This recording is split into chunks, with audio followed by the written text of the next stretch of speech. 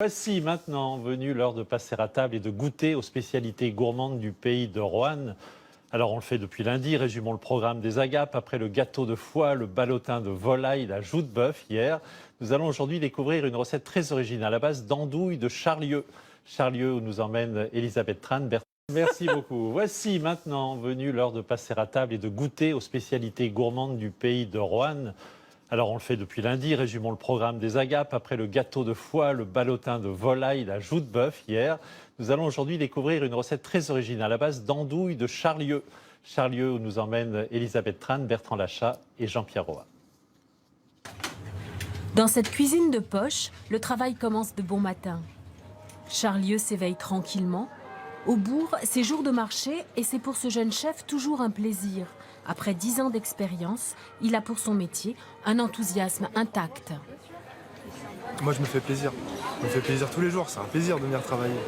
Après, c'est un métier qui tient à cœur. C'est un métier passion. On connaît les tenanciers, on connaît les maraîchers.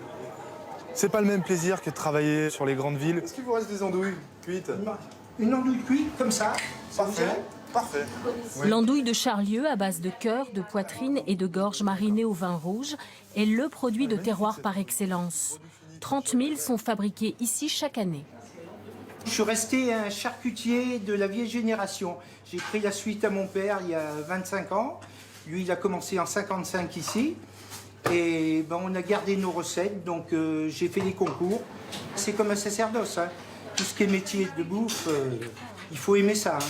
Le tout, c'est pour moi d'arriver à garder une base terroir, d'arriver à faire en sorte que le maximum de produits qu'on achète viennent d'un minimum de distance.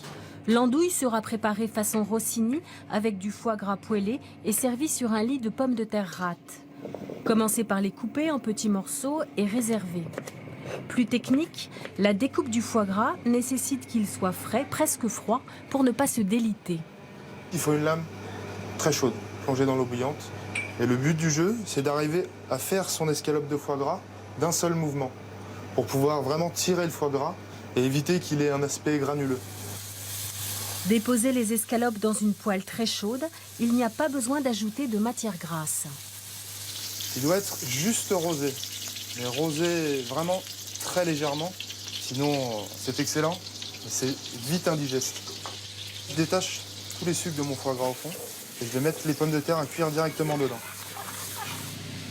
D'autre part, couper l'andouille en tranches bien épaisses, égoutter les pommes de terre, assaisonner et remettre sur le feu en ajoutant un filet d'huile de truffe.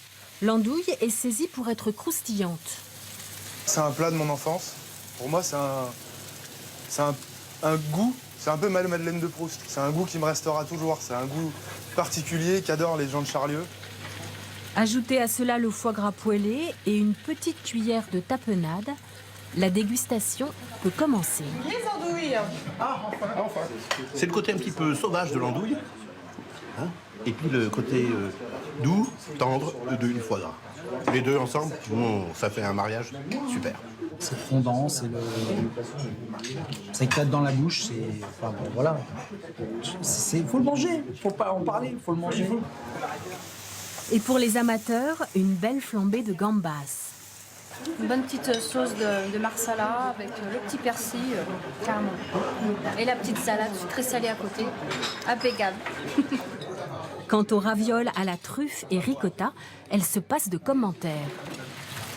Dorées à souhait, des frites cuites à la graisse de bœuf. Et les parents aussi. Hein. Oui, ils sont maison, donc c'est déjà une bonne chose.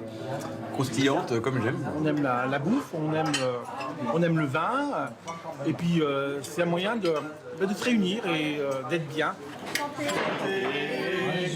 À la bonne bouffe. À la bonne bouffe, voilà. Prolongez ce moment de partage autour de quelques profiteroles, une tarte fine aux pommes ou un délice gourmand aux fruits rouges qui n'a jamais si bien porté son nom. Ah, on vit bien à TF1.